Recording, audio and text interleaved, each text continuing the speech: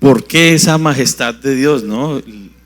Aquí en estos versículos que vamos a estudiar hoy en Efesios 4, vamos a ver un poco por qué esa majestad. Y pues realmente cuando uno lee estos versículos, no nota de inmediato estas cosas, pero meditando mucho en estos pasajes, pues vemos la grandeza de Dios en cada palabra, ¿cierto? Y estamos ahí estudiando en nuestro libro de Efesios, esa segunda parte del libro, que es la última, ¿cierto? En el capítulo 4, y es la obra de Dios a través del creyente, ¿cierto? A través de nosotros. Y les recuerdo que estamos ahí, ¿cierto? El propósito de Dios a través del creyente. Y esta primera parte, de los versículos 1 al 16, vamos a ver cómo Él nos ha llamado a mantener la unidad en la iglesia. Seguimos en ese gran tema, ¿cierto? Ya vimos una parte que es por tener el carácter correcto, ¿cierto? Lo vimos en los versículos 1 al 3, y ahora vamos a ver qué es por tener la doctrina correcta. Y es que Pablo lo que hace en los versículos del 4, básicamente del 4 al 6, del 4 hasta el 16 casi, nos va a hablar de la doctrina una vez más. Les va a recordar a los efesios esa doctrina, ese fundamento de la iglesia, ¿cierto? Y por eso les decía acerca de esa majestad de Dios, todo lo que Dios nos dio a nosotros a través de la iglesia. Y es importante que lo entendamos porque, pues definitivamente meditando en lo que es nuestra iglesia, ¿cierto? Ustedes lo saben, que no será una iglesia perfecta, quizás no será la mejor del mundo, pero es una gran iglesia, una muy buena iglesia, una excelente iglesia. La amamos profundamente porque aquí está el Señor con nosotros, porque en esta iglesia la preeminencia es la palabra de Dios, ¿cierto? Y con toda seguridad el Señor está con nosotros.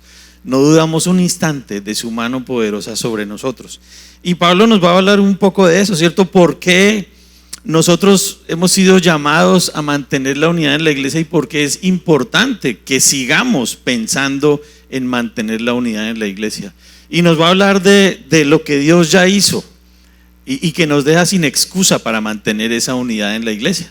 Y vamos a hablar hoy de esa doctrina, ¿cierto? Y cuando Pablo escribió esta carta, pues ya había muchas iglesias, sobre todo en esa zona, ¿cierto? Básicamente por todo el Imperio Romano, ¿no? Donde seguramente se llevaban a cabo cultos de adoración de alguna manera parecidos a este, ¿cierto? Y ese era el contexto de alguna manera en cuanto a la iglesia. Pero yo pensaba en algo, debemos suponer que en todas esas iglesias locales había gente de diferentes clases, ¿cierto? No estoy refiriéndome al punto de vista económico necesariamente, sino a todas las cosas que nos hacen diferentes modos de pensar, ¿cierto? Diferencias internas, aún partiendo de conceptos equivocados acerca de la doctrina, ¿cierto? Pienso en la iglesia de Corinto, sí, había muchas diferencias y equivocaciones en cuanto a la doctrina. Otras que tenían ritos judaicos, ¿cierto? Como la iglesia de Éfeso, y que dificultaban la unidad en esas iglesias. Y obviamente es para nosotros lo mismo, ¿cierto? Somos de diferentes maneras de pensar, somos de diferentes, venimos de diferentes raíces familiares y bueno, no sé, ¿cierto? Diferentes costumbres y todo lo que nos queramos imaginar al respecto.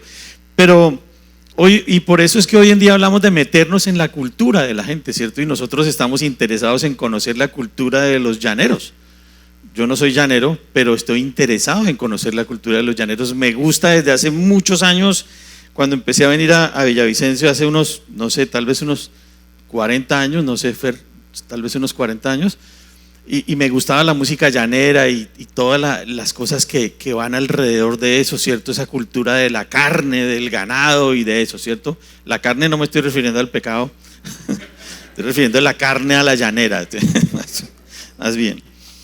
Y es por esa razón que Pablo insiste, pensando en el contexto de Éfeso, con tanta vehemencia en la importancia de la unidad en la iglesia. Y aquí hay gente de diferentes orígenes, ¿cierto? Unos vienen de muy al fondo, alguno vendrá de la selva, ¿cierto? Otro del llano más cercano, otros de Bogotá, otros tal vez si hay alguien aquí costeño, bueno, no sé. Pero aún en medio de esas diferencias, Pablo insiste y Dios insiste en la necesidad de la unidad de la iglesia, ¿cierto? Porque pues básicamente a través de esa unidad es que podremos mostrar al mundo perdido que necesita, que demanda la esperanza que hay en Cristo, ¿cierto? Nosotros la podremos mostrar. Y entonces hoy vamos a ver esa segunda parte, ¿cierto? Por tener la doctrina correcta. Y eso es fundamental. Y Pablo no deja pasar este tema porque es muy importante. Sí, Pablo dijo al principio, yo estoy preso en Roma y a pesar de mis prisiones yo les pido que sean diligentes en buscar la unidad en la iglesia. Pero ahora Pablo recuerda la doctrina. ¿Por qué nosotros tenemos que mantener la unidad en la iglesia partiendo de lo que Dios ya le dio a la iglesia, ¿cierto? Y por eso pensaba en esas canciones que cantamos hoy tan hermosas, porque Dios dio todo, ¿cierto? Le dio todo a la iglesia, dio a su Hijo Jesucristo, ¿cierto? Dice que como flor que alguien pisoteó quedó Jesucristo, ¿cierto? Él dio a su Hijo a la iglesia y es un don que tenemos gracias a la voluntad de Dios. Y entonces hoy vamos a ver, por tener clara esa doctrina, yo les pido que leamos Efesios 4, versículos del 4 al 7. Del 4 al 6, perdón, es lo que vamos a ver, ¿cierto? Dice, bueno, leamos desde el 3. Solícitos en guardar la unidad del Espíritu en el vínculo de la paz, un cuerpo y un espíritu, como fuisteis también llamados en una misma esperanza de vuestra vocación, un Señor, una fe, un bautismo, un Dios y Padre de todos, el cual es sobre todos y por todos y en todos. Señor, queremos entregarte hoy también este mensaje en tus manos. Dios, yo quiero entregarte mi propia vida, Señor, mi mente, mi corazón, mis palabras, para que no sean diferentes a lo que tú esperas enseñarnos hoy y nos quieres enseñar hoy. Yo te quiero rogar que simplemente sea ese instrumento en tus manos y que sea tu Espíritu Santo hablándonos. Quiero pedirte, Señor, que también a través de este mensaje, si le muestras a alguien la necesidad que tiene de un Salvador, lo hagas, Dios, y en su corazón tu palabra se mueva para llevarlo a esa salvación, a ese reconocimiento, y hoy sea el día de reconciliarse contigo. A nosotros, Dios, que ya te conocemos, edifícanos, llámanos la atención, Señor, y guíanos, porque es importante, muy importante, Señor, que trabajemos para que tu iglesia se mantenga firmemente unida, especialmente conociendo tu verdad, Dios. Yo te quiero rogar que nos edifiques, nos hables, nos enseñes y podamos, a partir de lo que escuchemos hoy, tomar decisiones que nos lleven al crecimiento de tu iglesia, Señor. Te lo pido en el nombre de Jesús, amén. Entonces, vamos a ver en primer lugar la doctrina para la iglesia, ¿cierto? La doctrina para la iglesia en los versículos 4 al 6. Vamos a ver esa parte hoy. Y Pablo dice ahí, en el versículo 4, un cuerpo, ¿cierto? Dice un cuerpo y un espíritu, como fuisteis también llamados en una misma esperanza de vuestra vocación. Y bueno, yo cuando empecé mi carrera en la universidad, ya les conté y les he contado varias veces acerca de tener tantas expectativas, ¿no? Como todos ustedes, los que están en la universidad y los que han hecho sus carreras, pues de la misma forma, ¿cierto? Pero yo me acuerdo que veíamos en dos clases que eran supremamente aburridoras, eran clases magistrales, estábamos todos en un auditorio y eran 2 horas de esas clases, ¿no? Una que se llamaba teoría del diseño, una clase supremamente aburridora, pero muy importante. Y era muy pesada, pero ahí nos mostraban las obras de los arquitectos más importantes del mundo. Y unas cosas impresionantes, ¿no? Bueno, la mayoría de ustedes han conocido a través de fotos las obras de Gaudí, ¿cierto? Si alguien lo ha visto, la Sagrada Familia en Barcelona, bueno. Pero no importa, eso no es lo importante. Lo importante es que nosotros nos enseñaban esas grandísimas obras y ahí en primer semestre y uno decía, uy, yo algún día haré una obra como esa. Bueno, eso jamás pasó, obviamente, ¿no? En el caso mío y en el caso de la mayoría de los estudiantes. ¿cierto? El Museo de Arte Moderno, no, mejor dicho, tantas cosas, tantas obras tan impresionantes.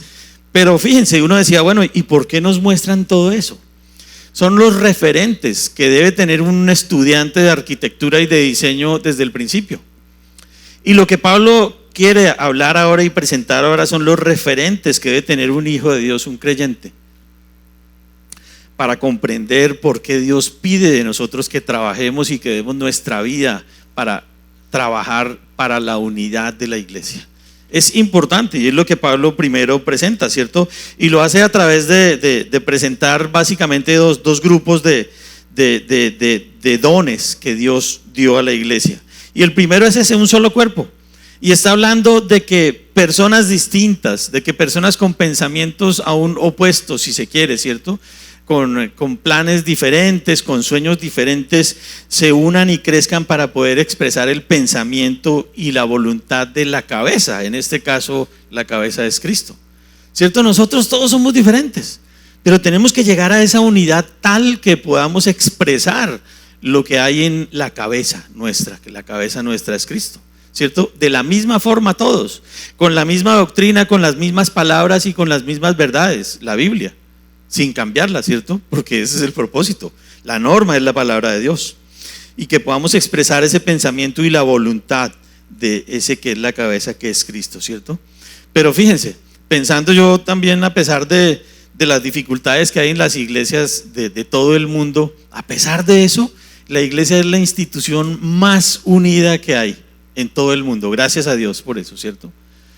Porque, bueno, gracias a Dios muchos hemos entendido la importancia de esto. Y yo sé que esta iglesia lo entiende, la importancia de mantener esa unidad. Y como digo, pues a pesar de todo, ninguna institución sobre la tierra hay más unida que la iglesia. Bueno, su líder es Cristo, ¿no? Gracias a Él. Y Dios es todopoderoso y ni modos que no se cumpliera su voluntad, ¿cierto? A pesar de nosotros. Pero yo les pido que, bueno, ya metiéndonos en el mensaje, leamos Romanos 12:5. Romanos 12:5. Y lo empecemos buscando ahí en la Biblia. Romanos 12:5. Dice la palabra de Dios acerca de lo que estamos hablando, ¿cierto? Así nosotros, siendo muchos, somos un cuerpo en Cristo y todos miembros los unos de los otros, ¿cierto? Un solo cuerpo. Tiene que haber un solo cuerpo y no estamos hablando, y Pablo no está hablando de que todas las iglesias tienen que unirse, ¿cierto? Y todos cogiditos de la mano, no importa la de allí, la de allí, la de allá y la de más abajo y la más grande y la más chiquita, todos unidos sin importar la doctrina. No, no es de eso que está hablando Pablo. Es de la unidad que nosotros tenemos que tener en Cristo, y eso sí marca una diferencia grande. En su palabra, en su verdad, en la doctrina, que es la verdad, de hecho, ¿cierto? Pero es interesante que el medio en el cual se da esa unidad es la paz. Y eso pasa a todo nivel, ¿cierto? Si tú tienes un grupo de cualquier clase, si no hay paz en medio de ese grupo, no va a haber unión. Ni siquiera en el matrimonio, empezando por ahí. Si no hay paz en tu matrimonio, no hay unión. Y Pablo no descarta aquí en Efesios ese medio, ese ambiente en el cual se tiene que dar esta unión. Ese cuerpo tiene que estar en paz. Y por eso hablábamos la semana pasada sobre la necesidad de insistir en que tenemos que hacer lo que sea necesario para mantener la unidad en la iglesia. Perdonar, ser misericordiosos, tolerarnos unos a otros para que haya paz y para que se dé esa unión y para que podamos decir pertenecemos a un solo cuerpo, al mismo cuerpo, el cuerpo del Señor Jesucristo, ¿cierto? Su iglesia. Miren lo que dice Colosenses 3:15. Y la paz de Dios gobierne en vuestros corazones, a la que asimismo fuisteis llamados en un solo cuerpo, y sed agradecidos. Es imposible que haya unidad si no hay paz, ¿cierto? Si tenemos diferencias, si tenemos problemas que no hemos arreglado, es que me fastidió aquello, me molestó lo otro, y si no hay paz y si no se arregla, no hay unidad. Y finalmente, pues la paz es el equilibrio en el que se puede sustentar esa unidad de la que estamos hablando. Y no hay unidad en ninguna parte porque no hay paz, ¿cierto? Empezando desde la casa. No hay unidad porque no hay paz. y eso ocurre a todo nivel en las vidas de los seres humanos. ¿Por qué? Porque la iglesia no es de origen terrenal. Esta iglesia no se la inventaron hombres, no nos la inventamos nosotros, es de Dios. Él es el creador de la iglesia. Por eso decíamos sobre todo, sobre toda majestad y sobre todo rey está Dios con su iglesia. Él es el que todo lo creó y Él creó la iglesia y entregó ese don principal, ¿cierto?, a Jesucristo para comprarnos a todos por su sangre. Una institución no hecha por manos humanas, sino producto del Espíritu Santo. Pero para seguir avanzando en nuestro mensaje, ¿cierto? Un cuerpo, dice un espíritu, ¿cierto? Dice Pablo, un espíritu. Y aquí, bueno, Pablo ya les habló de esto en el 2:18, ¿cierto? En Efesios 2:18 yo se los voy a leer rápidamente. Bueno, claro que si están ahí con sus Biblias lo pueden ver. Porque por medio de Él los unos y los otros tenemos entrada por un mismo espíritu al Padre. Fíjense, por un mismo espíritu al Padre. Y ellos sabían, como lo sabemos nosotros, que somos templo del Espíritu Santo. Y por eso dice Pablo, un espíritu. Nosotros somos templo del Espíritu Santo. Quienes hemos recibido el Espíritu de Dios, quienes hemos recibido a Jesucristo, ya no tenemos cabida en nosotros para que otro espíritu entre en nosotros y empiece a hacer lo que quiera, ¿cierto? Esa es la diferencia entre alguien que tiene el Espíritu de Dios y quien no lo tiene, ¿cierto? Y es el sello de la salvación y es el medio para llegar a Dios, ¿cierto? Pero ahora Pablo lo presenta aquí y es lo que más me llama la atención, como esa fuerza de cohesión que mantiene unida la iglesia. El Espíritu Santo es ese poder que tenemos todos nosotros para mantener la unidad en la iglesia. Sin el Espíritu Santo y sin su poder es imposible. De hecho, bueno, no existiría, ¿cierto?, el cuerpo de Cristo. Pero Pablo lo menciona haciendo alusión a ese poder y a esa cohesión que mantiene unido el cuerpo. ¿Qué hace que la iglesia se mantenga unida a pesar de todo? A pesar de nuestras diferencias y a pesar de que pareciera que lo que pretendemos es dividir. El Espíritu de Dios. Y yo pensaba en el momento en el que llegue el arrebatamiento, ¿cierto? ¿Cómo será la vida en esta tierra? No nos hemos detenido a pensar cómo será eso. Y si alguien aquí hoy en esta iglesia no tiene esa relación con Dios, pues va a vivir una tragedia tremendamente grande. No nos la alcanzamos a imaginar. Si eso es este mundo en el cual está el Espíritu de Dios en la iglesia aquí, ¿cómo será cuando venga el Señor Jesucristo por la iglesia y ya no esté el Espíritu de Dios? No nos hemos detenido a pensar en eso. Un solo Espíritu. ¿Qué será de este mundo sin el Espíritu de Dios? Una tragedia, bueno, como dice la misma Biblia, ¿no? Una tribulación como nunca ha habido en el mundo, porque no estará el Espíritu Santo, el Espíritu de Dios. Se va con nosotros. Nosotros tenemos el Espíritu, somos templo del Espíritu Santo. Ya no estará el Espíritu. Y entonces si tú tienes un familiar, un amigo, una persona que no conoce a Cristo, pues va a vivir eso si no se arrepiente antes de que Él venga por nosotros. Un mundo sin el Espíritu Santo, sin la gracia de Dios, sin su misericordia, en donde el mal de verdad va a tomar el lugar que en este momento está ocupando ese Espíritu Santo. Ya no habrá control y la maldad alcanzará unos niveles que ni nosotros alcanzamos a imaginar. Tremendo, una tragedia sumamente grande. ¿Y por qué les decía? Bueno, de hecho lo sabemos todos, ¿cierto? 1 Corintios 2:4, para que lo busquen ahí, ¿cierto? 1 Corintios 2:4. Que Pablo mismo dice ahí en 1 Corintios 2:4 que nada de lo que él habla, ¿cierto? Y mucho menos la iglesia provienen de sabiduría humana, ¿cierto? Y ni mi palabra ni mi predicación fue con palabras persuasivas de humana sabiduría, sino con demostración del Espíritu y de poder. Lo mismo que la iglesia. Lo mismo que la iglesia. Pablo predicaba el Evangelio para que personas se añadieran a Cristo, se añadieran a la iglesia, a una institución creada por Él, por Dios, no por manos humanas, ni por voluntad humana.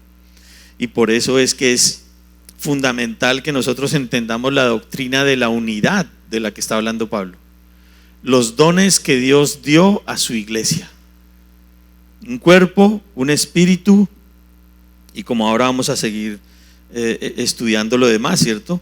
Esa fuente de poder que tenemos en nosotros es el Espíritu Santo, y lo ignoramos. Poder para todo lo que hablamos, ¿cierto? ¿Quién nos da el poder para ser misericordiosos, para ser pacientes, para no dejar que la ira tome lugar en nosotros y nos lleve al pecado? El Espíritu Santo. Y si no podemos hacer esas cosas de las cuales hemos hablado, entonces estamos contristando al Espíritu, como dice el mismo Pablo en Efesios más adelante. No contristéis al Espíritu de Dios. No le digas al Espíritu, no me hables. No le digas al Espíritu, no me guíes. Porque en más pecado caeremos, ¿cierto? Y ese mismo Espíritu del cual estamos hablando es un don, y por eso les estoy hablando de esos dones, los dones que Dios dio a la iglesia. Miren lo que dice Hechos 38, 2, 38 y 39. Pedro les dijo: arrepentíos y bautícese cada uno de vosotros en el nombre de Jesucristo para perdón de los pecados, y recibiréis el don del Espíritu Santo. El Espíritu Santo es un don, es un regalo que Dios nos ha dado a nosotros y ha dado a su iglesia para que se mantenga unida, ¿cierto? Bueno, y para muchas otras cosas. Pero pensando más en lo que Pablo nos enseña aquí en Efesios 4, ¿no? Seguimos, y Pablo habla de una sola esperanza en ese primer paquete de 3 características y de tres cosas que Pablo, de las 7 que menciona Pablo aquí en estos 3 versículos, hablando de la necesidad y de la, más bien diría yo, de la imperiosa necesidad de que nosotros entendamos la importancia de la unidad en la iglesia. Una sola esperanza, ¿cierto? Porque dice: como fuisteis también llamados en una misma esperanza de vuestra vocación. Y la esperanza que nosotros tenemos es única. Yo me puse a meditar en estos días acerca de la esperanza. Y bueno, hemos pensado, y nosotros sí hemos visto, y a veces con Dinamarca vamos por la calle y vemos personas en cuyo rostro se refleja la desesperanza. Y eso le parte el corazón a uno, ¿cierto? Cuando una persona que no tiene esperanza se le acerca a uno a pedirle algo. Por allá abajo hay un muchacho, mi esposa dice que es muy bien parecido. Él anda muy mal vestido y un poco sucio, pero es bien parecido el muchacho. La otra vez me puse a mirarlo y dije: sí, ese muchacho tiene hasta buena pinta, ¿cierto? Tiene el muchacho. Pero eso no es lo importante. Lo importante es que lo que se ve en su mirada, y es muy respetuoso el muchacho. Él no se acerca a acosar a la gente que va en el carro, no. Él se mantiene un poquito lejos y no trata como de agredirlo a uno, pero lo que se le ve en sus ojos es la desesperanza. Y yo no sé, yo pensaba, y bueno, en una frase que dice todo el mundo, la esperanza es lo último que se pierde, ¿cierto? Y qué bueno que la esperanza sea lo último que se pierde, porque sin esperanza no tenemos nada. Sin esperanza, pues yo me imagino, uno se despierta. Bueno, yo alguna vez me desperté, más bien muchas veces, pensando que no tenía esperanza, y entonces pensaba que lo que seguía era tal vez la muerte, ¿cierto? Y bueno, yo creo que algunas veces pensé hasta en eso.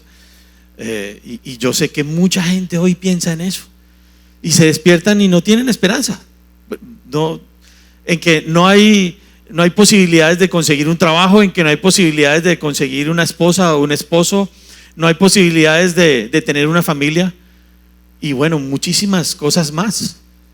Pero más al fondo no hay posibilidad de salvación, y Pablo lo dijo antes, ¿cierto? Lo estudiamos en unos capítulos atrás. Como estábamos nosotros, sin esperanza y sin Dios en el mundo. Y Pablo dice aquí: Dios nos dio una esperanza, ¿cierto? Esa esperanza que tenemos es única, y sin ella pues se cae el piso, ¿cierto?, sobre el cual descansa nuestra fe. Yo me acuerdo una vez que estábamos montando en una montaña rusa muy alta, y bueno, al principio pues lo meten a uno en el carrito y uno tiene sus paticas puestas en una plataforma, ¿cierto? Pero cuando ese carrito arranca, ya no hay plataforma. Pero peor, cuando empieza la bajada grande, ¿cierto? ya se acaba el riel sobre el cual están dando esa vaina y después queda uno en el aire.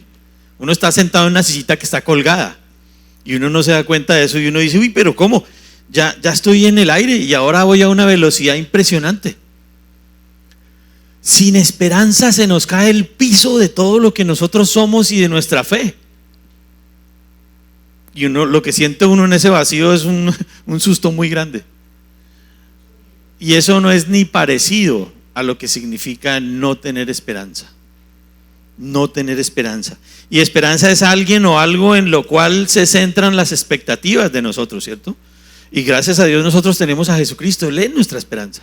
En Él se centran las expectativas de que podamos tener una vida mejor, un matrimonio mejor, una familia mejor, un trabajo mejor. Bueno, y definitivamente no es para eso que estamos en Él. Principalmente para ser salvos y para llevar el mensaje de salvación a un mundo perdido. Pero además de eso tenemos esperanza en lo más sencillo. En poder terminar una carrera, en poder empezar un trabajo, en poder hacer y llevar a cabo unos planes, lo que sea. Sin Cristo no tenemos esperanza. Y por eso yo no entiendo cuando creyentes que conocen la palabra de Dios dicen, es que voy a dejar de ir un tiempo a la iglesia y voy a dejar de discipularme porque tengo un problema muy grande. Bruto, diría yo, ¿no? Lo que tiene que hacer es lo contrario, aferrarse a la esperanza que tiene, porque es el piso de todo lo que espera. Es diferente a la fe. Ya ahorita vamos a ver la diferencia entre fe y esperanza. Entonces yo digo, bueno, si tenemos dificultades, si tenemos problemas, mantengámonos aferrados a la esperanza, porque esa esperanza es la que nos permite creer que lo que pensamos y lo que se nos ha dicho se va a cumplir algún día. Si no, no. Y si esa esperanza la dejas a un lado y la abandonas y no la tienes, pues no tienes nada. Y la Biblia siempre nos conduce a poner nuestra esperanza en Cristo. Y por eso es importante y por eso anunciamos ahora que va a empezar un nuevo ciclo, ¿cierto? De los que quieran empezar a conocer a Jesucristo y empezar a conocer su palabra. Si todavía no conoces, puedes inscribirte al final con Iván. Hey, yo quiero empezar a conocer esa esperanza. Bueno, no es para que te presenten a esperanza, sino para que puedas conocer la esperanza que tenemos en Cristo. Bueno, también puedes conocer esperanza si anhelas una esposa. Y de pronto esperanza puede ser tu esposa. Pero estamos hablando de la esperanza que tenemos en Cristo. Él es nuestra esperanza. Y la Biblia siempre nos va a conducir a esa esperanza y va a crecer. Y vamos a decir, sí, lo que yo espero que Cristo y que Dios haga conmigo es real, es grande. Él me lo promete en su palabra y yo estoy seguro que eso es así. Eso es lo que es esperanza, ¿cierto? Y bueno, el que no tiene esperanza y el que tiene sus expectativas puestas en lo efímero, ¿cierto? En el dinero, en lo que puedas conseguir, pues la Biblia lo determina y lo llama una esperanza vana. Y vano es vacío, ¿cierto? De hecho, ese hueco donde está la puerta se llama vano, porque no hay nada en el hueco, ¿cierto? Y así es una esperanza que está puesta en las cosas efímeras, en las cosas materiales, vana, vacía. Y miren lo que dice Proverbios 11:7. Qué pasaje tan impresionante. Cuando muere el hombre impío, perece su esperanza, porque era una esperanza vana, y la expectación de los malos perecerá. Nosotros, cuando estemos, si nos llega la muerte antes de que el Señor Jesucristo venga por nosotros, esa esperanza sigue eterna, porque está en Él, porque descansa en Cristo.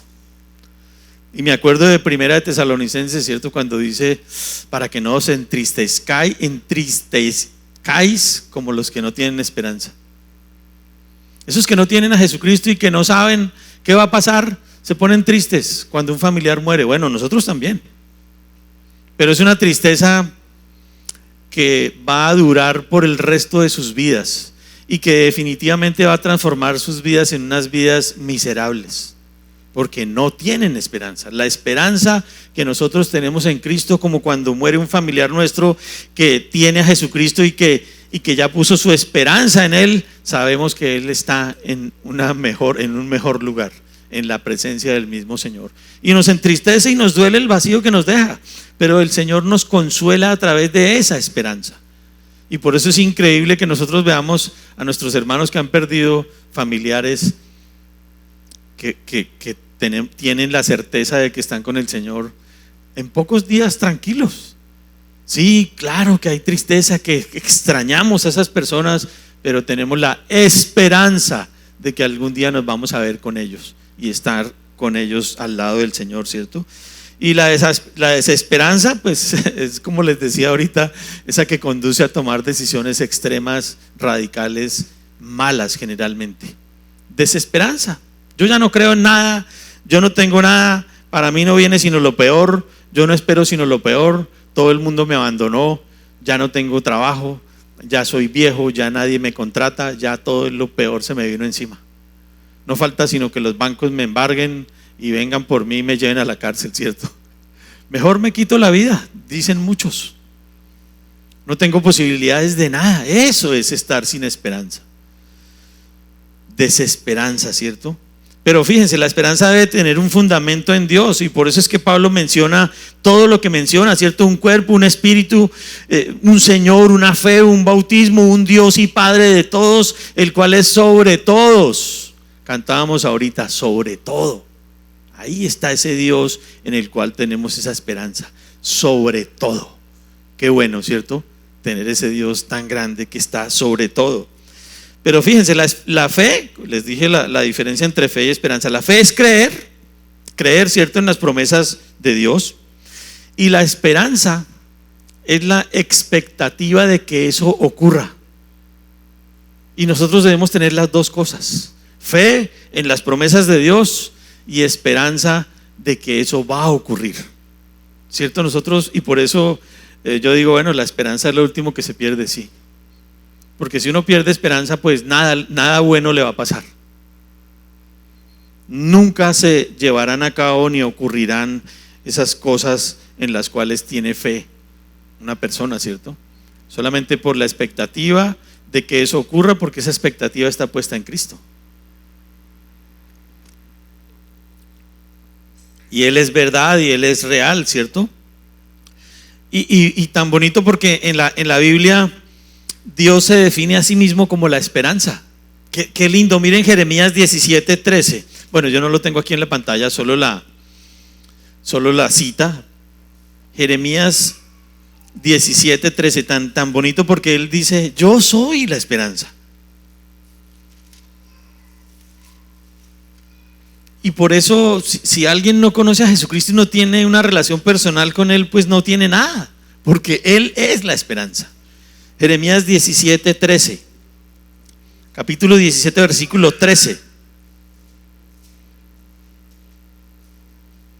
Dice: oh Jehová, esperanza de Israel, todos los que te dejan serán avergonzados, y los que se apartan de mí serán escritos en el polvo, porque dejaron a Jehová, manantial de aguas vivas. Esperanza de Israel, esperanza nuestra es Jehová. Si nos preguntaran, así como las preguntas que yo siempre les hago, ¿cuál es tu esperanza? ¿Qué dirías? Mi esperanza es Cristo, ¿cierto? ¿Qué es amar a Dios? Siempre les pregunto. ¿Y cuál es tu esperanza? Mi esperanza es Cristo. Díganlo tranquilos. Si es que Cristo es tu esperanza, mi esperanza es Cristo. Dios, esperanza de Israel.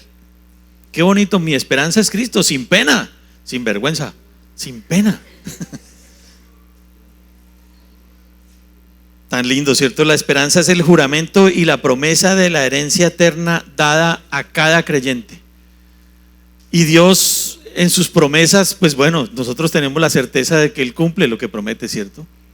Entonces nuestra esperanza está puesta en Él y es segura y es firme, y debe hacernos despertar con ganas de vivir, con una sonrisa, con gozo.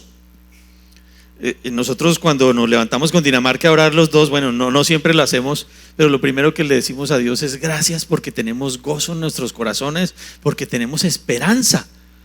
Así tengamos dificultades y dolores y enfermedades y bueno, muchas cosas que no están bajo nuestro control como quisiéramos, tenemos esperanza. Gracias, Dios, por esa esperanza.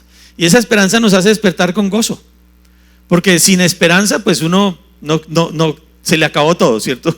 No, sin esperanza es como un carro sin gasolina, digo yo. Sí, ahí está, tiene batería y le doy arranque y suena, pero no prende. Toca echarle gasolina para que ande. Y uno, si se sube al carro y sabe que tiene batería y todo le funciona, pero no tiene gasolina, no arranca. Así es la esperanza. Si no hay esperanza, pues no hay nada de lo que conocemos y de lo que hemos entendido y no se cumplirá ni siquiera lo que hemos creído. No hay nada. Y por eso yo digo que la desesperanza es una de las peores cosas que puede padecer una persona, ¿cierto? Eso los lleva a la depresión y a la soledad y a sentirse absolutamente abandonado por todo el mundo. Nadie lo quiere. Dios te quiere, Dios te ama. Y por eso Pablo sigue con lo que sigue, ¿cierto? Colosenses 1, 3 al 5 dice: siempre orando por vosotros damos gracias a Dios Padre nuestro Señor Jesucristo, habiendo oído de vuestra fe en Cristo Jesús y del amor que tenéis a todos los santos a causa de la esperanza que os está guardada en los cielos, de la cual ya habéis oído por la palabra verdadera del Evangelio. Y Pablo casi en todas sus cartas habla de esto, ¿cierto? Él dice que ora para que los creyentes entiendan que su fe y su esperanza debe estar puesta en Cristo y que si eso es así, les va a ir bien, ¿cierto? Nos va a ir bien a todos. Y tenemos esa esperanza, ¿cierto? A causa de la esperanza que os está guardada en los cielos. Esa esperanza está guardada en los cielos, en Cristo, como dice el mismo Pablo en Colosenses en otro pasaje, ¿cierto? Nuestra vida está guardada en Cristo, ¿cierto? Está guardada. Esa vida eterna, la promesa, la esperanza de que cuando se acabe todo lo que tenemos aquí, lo recibiremos en el cielo. Y toda persona en el mundo pues tiene su esperanza puesta en algo, ¿no? Los ricos y los que aman el dinero tienen su esperanza en el dinero. Y yo lo digo porque tengo un amigo que tiene bastante dinero y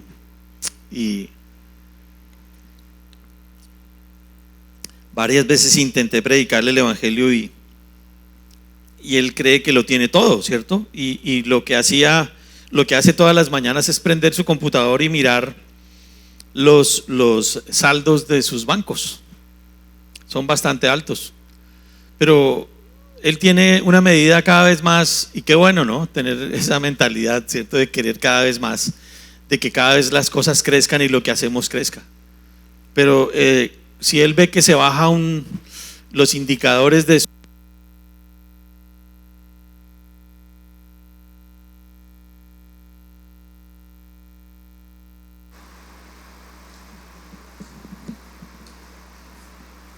este es el Shure, ¿no? Él ve esos indicadores de sus saldos y de verdad se preocupa cuando un saldo baja.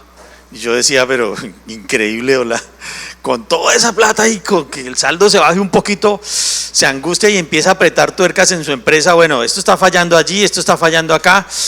Qué diligencia tan impresionante para poner a apretar las tuercas donde toca para que los saldos no se bajen. ¿Y en qué tienes tú puesta tu esperanza? Ese dinero se le puede acabar y en circunstancias como las que está viviendo el mundo, peor, ¿cierto? En cualquier momento se puede acabar. Y nosotros conocimos una familia también muy adinerada que perdió su esperanza.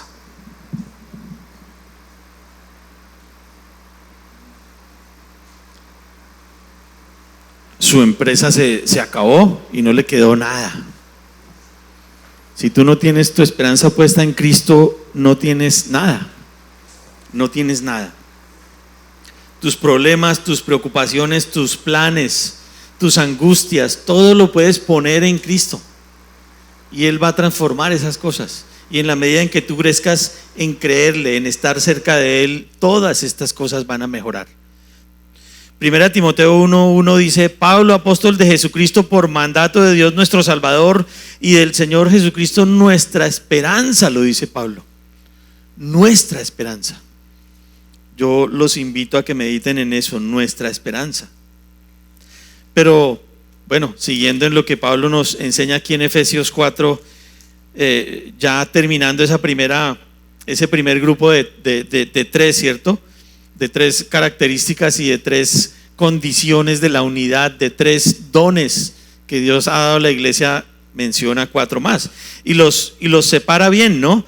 Dice el 4: un cuerpo y un espíritu, como fuisteis también llamados en una misma esperanza de vuestra vocación. Y ahí hay un punto y coma. Y sigue el versículo 5: un Señor, una fe, un bautismo. Y en el 6 dice: un Dios y Padre de todos, el cual es sobre todos y por todos y en todos. No hay nada que necesite la iglesia que Dios no se lo haya dado, que Dios no nos haya dado. Todos los dones que necesitaba la iglesia nos los dio Dios, todos completos. Uy, yo me quedé un poquito aquí, ¿cierto? Todos los dones que necesitaba la iglesia, que necesita la iglesia. Y por eso Pablo dice: un solo Señor, ¿cierto? Un Señor en el versículo 5. Y miren lo que dice Hechos 4:12, ahí está en la pantalla. Hechos 4:12 dice: y en ningún otro hay salvación, porque no hay otro nombre bajo el cielo dado a los hombres en que podamos ser salvos. Ese es nuestro Señor Jesucristo. Y en el sentido de que habiéndonos comprado le pertenecemos a Cristo, ¿cierto? Él nos compró por su sangre. Él dio toda su sangre para comprar a su iglesia. En ese sentido, bueno, Él nos guarda, nos cuida, nos protege, aceptamos su señorío, ¿cierto? Hablamos hace unos domingos atrás del señorío de Cristo en nuestras vidas. Y es clave que el Señor Jesucristo sea tu Señor. Tu Señor. Un Señor. Fíjense que está con mayúscula. Es Cristo. ¿De verdad Cristo señorea tu vida? ¿O es simplemente el Señor Jesucristo? Si es Señor de tu vida, bueno, eso te conduce, te debe conducir, me debe conducir a mí a la obediencia. Porque eso es lo que representa Jesucristo en esa Trinidad de la cual está hablando Pablo, ¿cierto? Está mencionando al Padre, al Hijo y al Espíritu Santo, los cuales participan en todo lo que ocurre en la iglesia. Pensando en esa unidad de la cual está hablando Pablo: Padre, Hijo y Espíritu Santo, uno solo. Y así Dios espera que sea su iglesia. Un Señor, el Señor Jesucristo, soberano, ¿cierto? Lo reconocemos como nuestro libertador, como nuestro ayudador, como nuestro cuidador. Busquemos Filipenses 2, un poquitico más hacia el libro que sigue, ¿cierto? Filipenses 2, 3 hojitas más adelante, en el capítulo 2, versículos 9 al 11. Vamos a mirar ese Señor como lo mira Pablo. 9 al 11. Por lo cual Dios también le exaltó hasta lo sumo y le dio un nombre que es sobre todo nombre. ¿Cuál nombre? Señor. Para que en el nombre de Jesús se doble toda rodilla de los que están en los cielos y en la tierra y debajo de la tierra, y toda lengua confiese que Jesucristo es ¿quién? El Señor, para gloria de Dios Padre. El Señor, nuestro Señor. Él es nuestro Señor Jesucristo. Jesucristo recibió en sus manos todo lo que el Padre le dio, ¿cierto? De hecho, nosotros somos también parte de lo que Jesucristo recibió en sus manos. Y dice la Biblia que Él no nos deja caer de su mano, Jesucristo.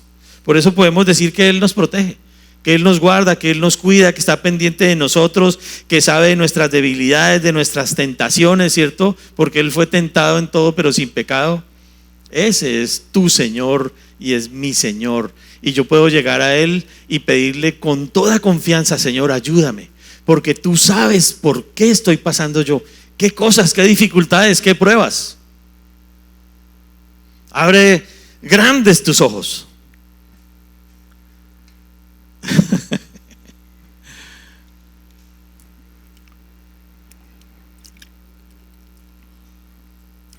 Dos goticas de agua en la frente.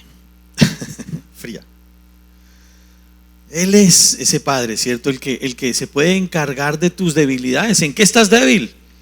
¿Qué fortaleza necesitas? Acude a tu Señor. Él es tu Señor. Cristo es la principal piedra del ángulo, como lo describe la palabra de Dios. No la única piedra, la principal piedra, porque alrededor de esa piedra estamos nosotros. Pero Él es la principal piedra del ángulo, Jesucristo mismo. Él está sobre todos nosotros, está con nosotros, camina con nosotros todos los días, si te levantas pensando en caminar con Él. Y todo lo que Pablo acaba de decir sobre la necesidad de perdonar, ¿cierto? De ser pacientes, de ser tolerantes, es imposible sin Él. No se puede. En nuestras propias fuerzas, si tú te lo quieres proponer, no puedes. Dice este pasaje, yo me salté un poquito, o me quedé un poquito más bien, Juan 14:21. ¿Por qué les hablo de la obediencia? Porque eso es lo que representa a Cristo, ¿cierto? Dice, el que tiene mis mandamientos y los guarda, ese es el que me ama. ¿Qué es amar a Dios? Guardar sus mandamientos. Y el que me ama será amado por mi Padre, y yo le amaré y me manifestaré a Él. Qué bonito este pasaje, ¿cierto? El que tiene mis mandamientos y los guarda, ese es el que me ama. Y solamente hay una manera de reconciliarse con Dios. Por eso dice Pablo acá, un Señor. Y en eso falla el mundo mucho. Y nosotros también a veces fallamos, porque aún hemos oído creyentes de esta iglesia que dicen, no, pero es que mi tía está en una enfermedad terrible y bueno, pero tal vez se salva porque es muy creyente. ¿Cómo? ¿Creyente en qué? No, ella sí habla mucho de la Biblia, ella habla mucho de Dios, pero dice un Señor.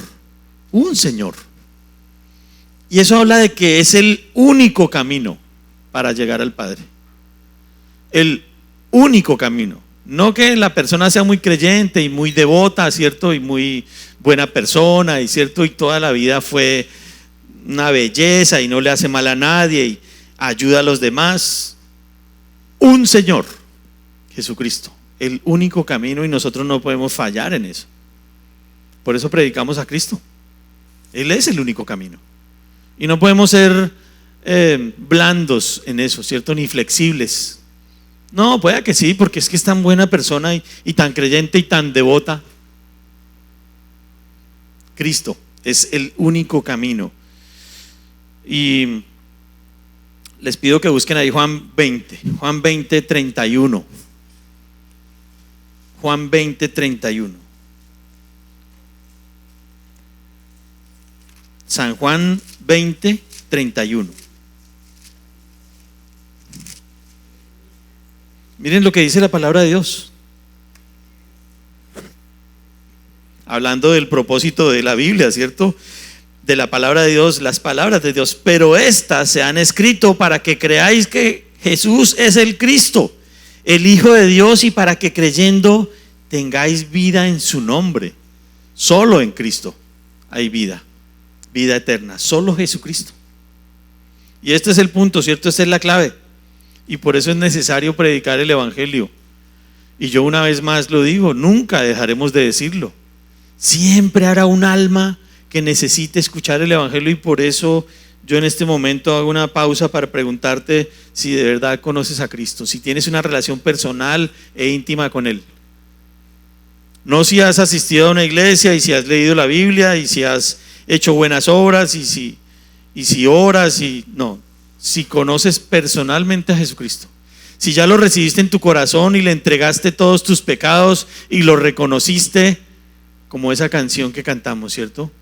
Se entregó en la cruz hasta la muerte, fue sepultado y resucitó al tercer día, como está escrito. Y si estás aquí y dices, oiga, yo no entiendo bien eso, pues lo que tienes que entender es sencillo: reconocer tu pecado, entender que Él está sobre todo, que Él es Dios, que Él envió a Jesucristo a morir por nosotros para perdonar nuestros pecados, y acercarte a Él y decirle: Señor, yo soy pecador y reconozco que solamente tú eres el Señor y que solamente a través de ti puedo llegar al Padre. Perdona mis pecados, entra en mi corazón y sálvame.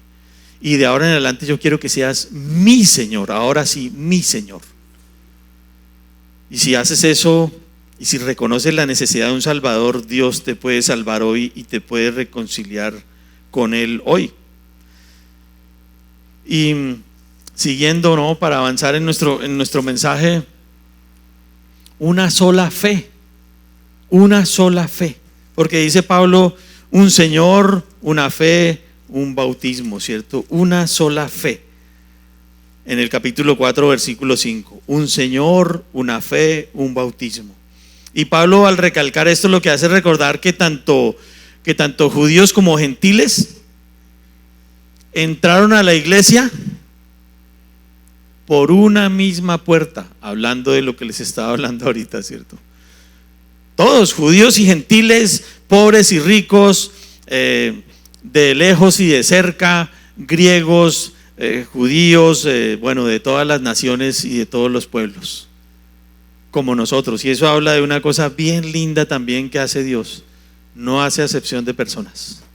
Todo el que quiera entrar a la iglesia puede hacerlo, pero a través de una sola puerta, que es Jesucristo, y a través de esa sola fe. Y recalca esa verdad, ¿cierto? Pablo es lo que hace: solo a través de Jesucristo es posible entrar al Padre, por la fe puesta en Él. Y es importante que nosotros lo entendamos, ¿verdad? Porque como hablamos ahorita, no es que ella es muy creyente, ella es muy devota y todos vamos para el mismo lado, y el Dios en que creemos es el mismo para todos. No, Señor, qué pena, no, es Cristo. Y es muy claro, y por eso Pablo habla de la doctrina y la recuerda. Si ustedes quieren mantener la unidad de la iglesia, tienen que recordar la doctrina. ¿Y qué es la doctrina? La verdad. Y la verdad no tiene matices, ¿no? No se puede maquillar, no se vuelve un poquito más dura, un poquito más blanda, no, es la verdad. Y hacia allá avanzamos nosotros, la verdad, tal cual. Y bueno, ¿por qué dice Pablo también una fe? Porque los judíos que había recién convertidos, no solamente en la iglesia de Éfeso, sino en todas las iglesias del primer siglo, seguían pensando que era necesario circuncidarse, que era necesario guardar el sábado, que era necesario hacer los rituales y las fiestas judías para tener quizás una mejor entrada al Padre. Y Pablo dice: una sola fe, fe en Cristo Jesús. Abandonen todo lo demás, una sola fe, fe en Cristo Jesús.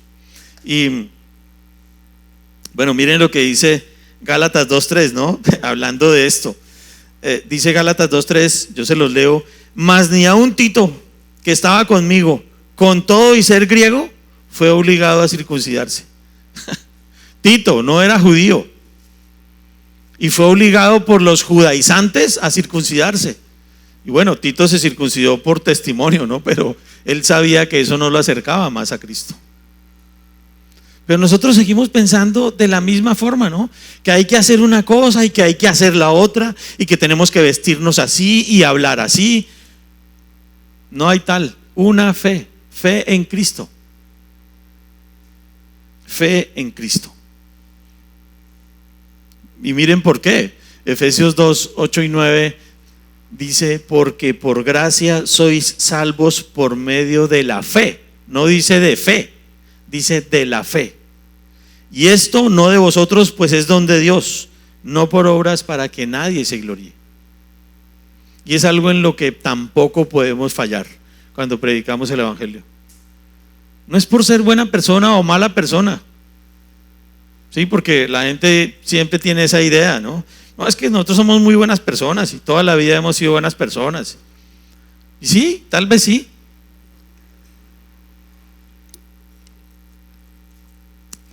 Y Natalie, por ahí en estos días que estaba en jardinería allá afuera, le habló a un hombre que es muy malo. Ese hombre le confesó ahí cosas terribles. Pero fíjense, él por ser malo no está condenado. Como nosotros por ser buenos no somos salvos. Si es que tú te crees bueno o yo me creo bueno. Él y nosotros por el pecado estamos condenados. Y solamente a través de la fe en Cristo podemos ser salvos. Entonces no nos podemos equivocar en eso. No, es que yo no le prediqué el evangelio porque es que es tan buena persona, toda la vida ha sido muy buena persona, entonces se ganó el cielo. No, no, no, no, no. Ojo con eso. Una sola fe, por gracia somos salvos. Y Pablo continúa diciendo una fe, un bautismo. Es lo que continúa Pablo diciendo ahí, ¿cierto? Un bautismo, fíjense, es la doctrina para la iglesia, un bautismo. Y nosotros enfatizamos mucho en la necesidad de bautizarse cuando una persona termina la inducción. Porque cuando una persona decide bautizarse, está diciendo: yo entendí que tengo que obedecer a Dios, que tengo que seguir los pasos de Jesucristo al cual me quiero conformar. Y entonces tengo que seguir su ejemplo. Y me quiero identificar con Cristo en su muerte, sepultura y resurrección. Un bautismo que es conforme a la palabra de Dios, ¿no? Que es bíblico. Nosotros ya casi no, pero antes cometíamos muchos errores en el discipulado y ahora cometemos errores, pero no tantos como antes, ¿cierto? Gracias a Dios vamos creciendo en esto, porque siempre habrá cosas que corregir. Y entonces está el filtro del bautismo. Oye, si tú terminas tu inducción y no te bautizas, no te podemos seguir enseñando. Con todo el amor, ¿cierto? Pero es que no vale la pena. Una persona que no quiere obedecer, ¿para qué le enseñamos más mandamientos? Si no quiere obedecer. Y entonces las personas se bautizan y dicen: yo me quiero identificar con ese que es mi Señor, del cual acabamos de hablar. Me quiero identificar con Él y quiero manifestar públicamente que entro a la iglesia y me identifico con ese cuerpo y con esos dones que Dios le dio a la iglesia, y que estoy de acuerdo con la doctrina para la iglesia. Porque entonces será un buen elemento en la iglesia. Porque el que entre de otra manera será un mal elemento en la iglesia. Va a causar discordia, división. Hay cosas con las que está de acuerdo y con las que no. Y entonces no tiene fe en la verdad. Un solo bautismo. Porque fíjense, el bautismo es el símbolo externo de lo que está pasando en mi interior, en mi corazón. Y si lo que está pasando en mi corazón es que recibí a Cristo y quiero conocerlo, entonces lo manifiesto con el bautismo. Es el símbolo externo de la realidad interna del creyente. Ese es el bautismo. Y Gálatas 3:27, para que lo busquemos, un libro más atrás, unas 4 hojitas, Gálatas 3:27.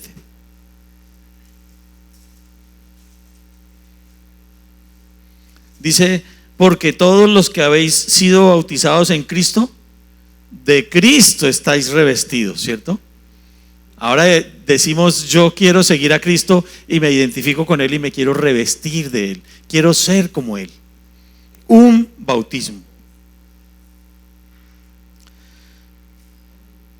Y bueno, ya para terminar en esta última parte de nuestro libro de Efesios, en el capítulo 4, versículo 6.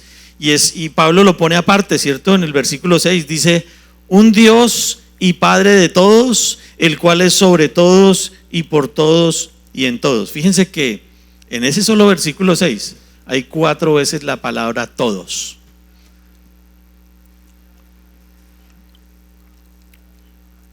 Se menciona 4 veces en un solo versículo, ¿no? Y no parece redundante, ¿cierto? Está en un equilibrio tan bonito como toda la palabra de Dios. ¿Y por qué es importante recalcar que esas 4 veces se repite la palabra todos? Porque tenemos que entender, y en eso también fallamos muchas veces. Yo recuerdo, y les he contado tal vez esta historia, yo como que siempre repito mucho las historias, ¿no? Cuando Ana María tenía como 3 añitos, fuimos a pasear a un pueblo que se llama, es que hace rato que no paseamos, voy a procurar pasear más para traer más historias. Fuimos a un pueblo que se llama Agua de Dios. Y no, ¿por qué menciono a Ana María? No había necesidad, pero ella estaba chiquita. No, es que ella les decía a los carros que sin que le hubiéramos enseñado, ella veía un carro que iba a parquear y ella se hacía atrás indicándole: dele. Bueno, pero no era así. Ella hizo eso allá y le dieron plata por hacerlo, pero No, mentiras. No, el caso es que estábamos en la plaza de ese pueblo y había varios megáfonos por todo el pueblo, puestos en los postes. Y se oía lo que el cura decía desde la iglesia. Yo ojo, no quiero hablar mal de la iglesia católica, ni de ese cura, ni nada, pero me llamaba la atención lo que él decía. Él decía, muchas veces lo repetía, Dios que es nuestro Padre. Él repetía esa frase mucho. Y me acordé aquí porque 4 veces se repite la palabra todos. Y entonces la gente que escuchaba eso, y yo creo que todavía hace rato que no voy, tengo que volver, sobre todo por la plata de los que parquean ahí, ¿no? Dios que es nuestro Padre. Si mucha gente escucha muchas veces esa frase, va a pensar que Dios es nuestro Padre. Y Pablo aquí lo hace explícitamente hablando de una paternidad de Dios que no es universal. Pablo no se está refiriendo a una paternidad universal, él no está diciendo, Él es el Padre de todos los seres humanos. No, no podemos fallar en eso. Dios es Padre de quienes se han hecho sus hijos, ¿cierto? Lo entendemos. Y bueno, dice, ahora Pablo vuelve y menciona al Padre completando y cerrando esa Trinidad de la cual ya nos ha hablado, ¿cierto? Un Señor, un Espíritu y un Padre. Padre y Señor de todo, ¿cierto? Y esta es la primera persona de la Trinidad. Y aquí el énfasis de Pablo no es la paternidad universal, ¿cierto? Sino se refiere a la paternidad de la familia de los creyentes. Y en eso no podemos fallar nosotros. El Padre de todos los que verdaderamente pertenecen a la familia de la fe. Y yo los invito a que leamos, Efesios 1:17. Ahí nos devolvemos un poquito. Efesios 1:17 dice: para que el Dios de nuestro Señor Jesucristo, el Padre de gloria, os dé espíritu de sabiduría y de revelación en el conocimiento de Él. Eso marca una diferencia grande. Si alguien te dice a ti, no, es que todos somos hijos de Dios, tú puedes poner en duda esas palabras, porque no todos son hijos de Dios. Y miren, me sorprendió mucho este pasaje que encontré en Malaquías 2:10, busquémoslo, Malaquías. Justo antes de Mateo, para que les quede fácil, porque de otra forma es difícil, ¿no? Sobre todo un libro que casi nunca leemos, Malaquías 2:10. Fíjense, tan lindo este pasaje, me llamó la atención, tan impresionante lo que dice Malaquías. Dice: ¿no tenemos todos un mismo Padre? ¿No nos ha creado un mismo Dios? ¿Por qué pues nos portamos deslealmente el uno contra el otro, profanando el pacto de nuestros padres? Bueno, Malaquías está hablando a los judíos, ¿cierto? Y de hecho Dios se presenta como ese Padre de los judíos, ¿cierto? Pero no es así para todo el mundo. Todos tenemos un mismo Padre, y uno podría sacar de contexto este versículo y decir que todos somos hijos del mismo Padre. No, qué pena, eso no es cierto. Aquí Malaquías le está llamando la atención al pueblo por su deslealtad para con Dios, el Dios de Israel, el pueblo que Él escogió. Y eso es muy diferente. Y nosotros hoy en día somos el pueblo de Dios, pero porque pertenecemos a la iglesia y entramos por un mismo espíritu, por un mismo camino y por una misma puerta al Señor. Todo lo que hemos venido estudiando ahorita en Efesios. Y la palabra todos, pues no se refiere a toda a la humanidad, sino a todos los creyentes. Busquemos ahí Juan 1:12. Juan 1:12.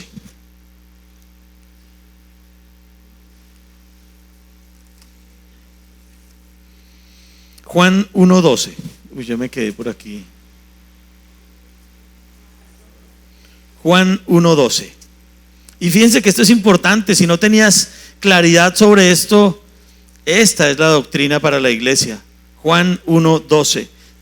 Y vamos a leer desde el 11. A lo suyo vino y los suyos no le recibieron. Está hablando de Jesucristo.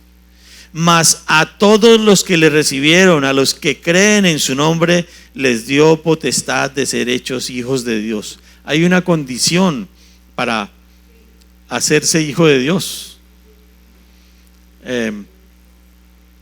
querer ser adoptado por Él, ¿cierto? acercarse a Él, recibir a Jesucristo y decirle: Señor, yo quiero que seas mi Padre. Y qué lindo que podamos llamarle Padre a Dios. Esto es algo que me llama la atención también aquí en Efesios. Poder a Dios, al Dios Todopoderoso, al que está sobre todo y al que todo lo creó, llamarlo Padre. Esto es un don muy lindo que Dios nos da. Padre, mi Padre, nuestro Padre. Padre Santo, ¿cierto? A Él oramos. Y fíjense, Pablo está enfatizando que esas tres entidades, ¿cierto? Hijo, Espíritu Santo y Padre, Padre, Hijo y Espíritu Santo son uno solo. Y por eso nosotros nos quedamos sin excusa para trabajar por la unidad de la iglesia. Por eso Pablo dice: hagan todo lo posible, hagan todo lo que sea necesario, hagan todo lo que esté al alcance de sus manos y más allá, para mantener la unidad de la iglesia, porque Dios ya nos dio todos los dones que necesitamos para que eso sea una realidad en nuestra iglesia. Y una iglesia unida es la única que puede llevar a Jesucristo al resto del mundo sin esperanza, ¿cierto? Y miren lo que dice Deuteronomio 6:4: oye Israel, Jehová nuestro Dios, Jehová uno es. Y qué bueno que nosotros podemos poner nuestra confianza en Dios, un solo Dios, que no cambia, que es el mismo ayer, hoy y siempre. Dios Todopoderoso. El Padre nos elige, ¿cierto? El Hijo nos redime y el Espíritu Santo nos santifica. Qué bonitas esas tres tareas que tiene ese solo Dios, ¿cierto? El Padre nos elige, el Hijo nos redime, nos redimió con su muerte, y el Espíritu Santo nos santifica. Para que lo meditemos, ¿cierto? Y esto nos deja sin excusa y tenemos todo para vivir conforme a la vocación con que fuimos llamados, ¿cierto? Mantener la unidad en la iglesia. Y ya para concluir, tres cosas. Tenemos una doctrina confiable, la verdad, ¿cierto? Cuyo fundamento es la unidad de nuestro Dios Todopoderoso. Tenemos a Jesús, nuestra esperanza, ¿cierto? Jesucristo, nuestra esperanza, la esperanza que necesita conocer el mundo perdido. Y a través de una iglesia dividida nunca mostraremos a Jesucristo, ¿cierto? Y tenemos un Dios que le dio todo a su iglesia, todo, a su Hijo, ¿cierto? A su Espíritu Santo, y tenemos al Padre. No hay excusa para no mantener la unidad en la iglesia. Pero yo quiero enfatizar aquí en algo más. Si estás aquí y no tienes una relación personal con Jesucristo, no tienes nada, nada. Dios, como lo acabamos de ver aquí en estos tres versículos, nos dio todo, le dio todo a su iglesia para que podamos tenerlo todo. Pero si tú no tienes una relación personal con Jesucristo, no tienes nada. Pero si hoy te reconcilias con Él y le dices: Señor, yo quiero recibir todo lo que tú tienes para mí, todo lo que me quieres dar conforme a tu voluntad y a tu anhelo, yo me presento delante de ti y me arrepiento de mis pecados, perdóname, entra en mi corazón y sálvame. Y lo vas a recibir todo. Vamos a terminar orando. Dios, gracias por tu palabra, Señor, gracias porque tú eres todopoderoso y estás sobre todo. Y nada se ha salido de tu control, Señor. A pesar de que el mundo anda confuso, en guerras, en problemas económicos, Señor, al borde de una recesión mundial. Pero tú no has dejado el control de nada, Dios. Tú tienes el control. Tú eres Dios, nuestro Dios todopoderoso. Gracias por tu palabra, gracias porque nos diste todo, Señor, a tu iglesia. Y no padecemos de ninguna necesidad, Señor. Y aún en medio de eso, Señor, si tenemos necesidades, podemos llegar a ti y llamarte Padre y decirte: Señor, ayúdame, te necesito. Gracias, Padre, por ese privilegio y por esos dones tan grandes que has dado a tu iglesia. Y yo te ruego, Señor, que conforme a tu voluntad, si hay alguien que aún no se ha reconciliado contigo, Señor, aquí en este salón, hoy sea ese día. Porque si no te tiene a ti, no tiene nada. Riquezas o lo que tenga, Señor, se acabarán y no las podremos llevar. Pero una salvación eterna y una vida eterna a tu lado serán como tú mismo lo dices, Señor, conforme a tus promesas y a la esperanza que tenemos en Cristo. una eternidad a tu lado, Señor, una vida plena. Si hay alguien así, Señor, que hoy sea ese día de su reconciliación, Dios, y nosotros que ya te tenemos, ayúdanos a tomar decisiones, a comprender mucho mejor tu doctrina, Señor, y a entender que la verdad es la única, Señor, la única norma nuestra, a través de la cual podemos llevar a un mundo perdido a tus pies. Gracias, Padre bueno. Queremos encomendar el resto de la tarde en tus manos y darte una vez más las gracias. En el nombre de Jesús, amén. Si alguien aquí no se ha reconciliado con Dios, aquí están Juan Pablo y Juan Carlos, los dos Juanes.